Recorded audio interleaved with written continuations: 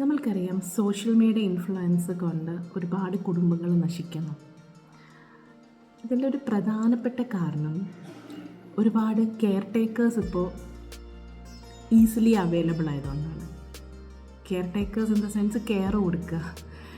നമ്മൾ സ്ത്രീ ആണെങ്കിലും പുരുഷനാണെങ്കിലും അവർ മനസ്സിലാക്കേണ്ട ഒരു കാര്യം, കുടുംബം എന്ന് പറയുന്നത് പണ്ടൊക്കെ നമ്മൾ പറഞ്ഞു കേട്ടിട്ടുണ്ട്, ഇതെല്ലാം ഒരു അഡ്ജസ്റ്റ്മെൻറ്റിൽ പോവുക എന്നുള്ളത്.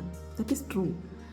കാരണം നമ്മൾ എപ്പോഴും നമ്മൾക്ക് വേണ്ട രീതിക്കുള്ള കെയറും സപ്പോർട്ടും ഒക്കെ നമുക്ക് അതേ തരത്തിൽ കിട്ടണം എന്ന് പറഞ്ഞാൽ എപ്പോഴും പോസിബിൾ ആയിരിക്കണം എന്നില്ല.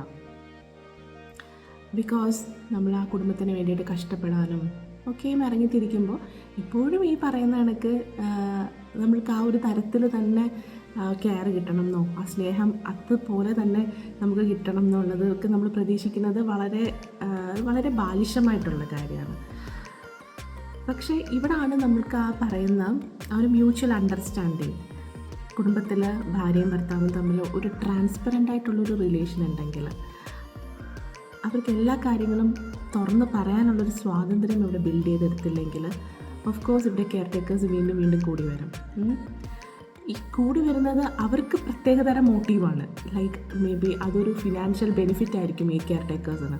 പക്ഷേ ഇവിടെ നശിച്ചു പോകുന്നത് ഒരു കുടുംബമാണ്. ഒരു ഫോണിൻ്റെ അങ്ങേ തലയ്ക്കലും ഇങ്ങേ തലയ്ക്കലും അറിയാത്ത ആളുകൾ തമ്മിലാണ് ഈ കെയറിങ് ഷെയർ ചെയ്യുന്നത്. ഓക്കെ, അത് കുറേശ്ശെയായി, പിന്നെ അത് ആ ബന്ധം വലുതായി, ഈ ഫാമിലിയിൽ ഒരു സ്പ്ലിറ്റ് ഉണ്ടാവുന്നു.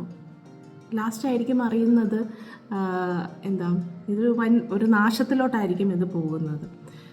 സോ ഇവിടെ നമ്മൾ ഭയങ്കരമായിട്ട് നമ്മൾ ബിവെയർ ആവണം. നമ്മളുടെ സൊസൈറ്റി, ഓരോ ഫാമിലിയാണ് ഓരോ സൊസൈറ്റി ഉണ്ടാക്കുന്നത്. അപ്പോൾ നമ്മളുടെ ഈ നാടിൻ്റെ പോക്ക്, അത് മാത്രമല്ല നമ്മളുടെ കുട്ടികൾക്ക് നമ്മൾ എന്ത് മോറലാണ് കൊടുക്കുന്നത്, നമ്മളായിരിക്കണം റോൾ മോഡൽസ്.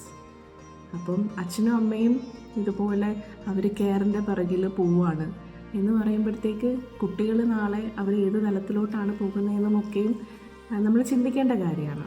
സോ ഇത് എൻ്റെ ഒരു പോയിൻ്റ് ഓഫ് വ്യൂവിൽ ഞാൻ പറയുന്നത്, ഈ കെയർ ടേക്കേഴ്സ് ധാരാളമാവുന്ന ഈ നാട്ടിൽ കുടുംബ ബന്ധങ്ങൾ ദൃഢമാവണം എന്നുണ്ടെങ്കിൽ ഓപ്പൺ കോൺവെർസേഷൻ, നിങ്ങൾ തമ്മിൽ ആ ഒരു കോൺവെർസേഷനും ആ ഒരു ഫ്രണ്ട്ഷിപ്പും അത് ബിൽഡ് ചെയ്തെടുക്കണം. എങ്കിൽ മാത്രമേ നമ്മൾക്ക് ആ ബോണ്ട് ഉണ്ടാവുള്ളൂ. ഒരു കെയർ ടേക്കേഴ്സിൻ്റെ ആവശ്യം ഇവിടെ ഇല്ല.